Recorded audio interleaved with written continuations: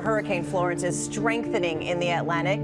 You see right there that satellite image on track to become a Category 4 hurricane. And it's heading for the southeast. States of emergency have already been... This is a big one, y'all, and so we've been watching it strengthen, and rapidly it will do so even going into the rest of this morning. Today is the peak of hurricane season. It actually marks the day, and boy, does it look it in the Atlantic. But Florence has our attention, and it should, because by Thursday, we will be seeing major impacts along the southeast coast. Keep an eye not just...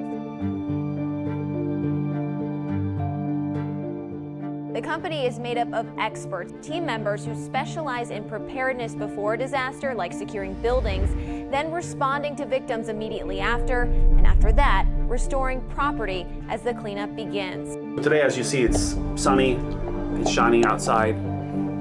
Tomorrow's going to be intense, it's going to be catastrophic. One of the main things I want everybody to understand is that we're here to be in service.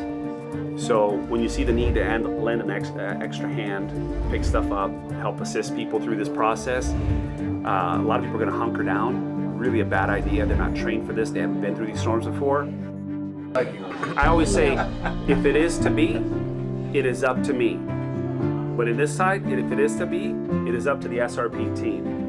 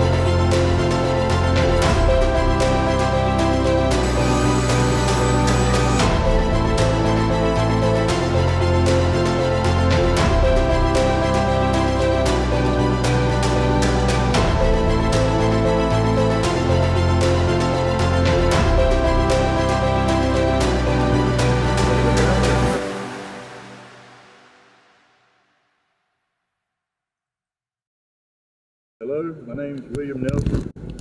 I live on Greenfield Lake. I've seen lots of hurricanes. This one's probably the worst I've seen in many, many years.